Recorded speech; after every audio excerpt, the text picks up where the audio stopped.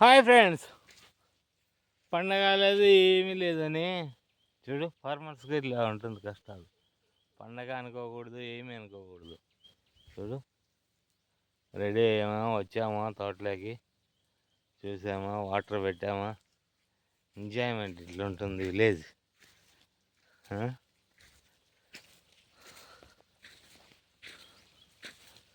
డిప్పులకు water పెట్టామా, water వస్తాయనే లేదా check చేసామా. ఇది ఫార్మర్ కష్టాలు. తీరా పండించిన వాళ్ళకి రేటు ఉండదు, ఏముండదు. చూడు, వాటర్ చూడండి.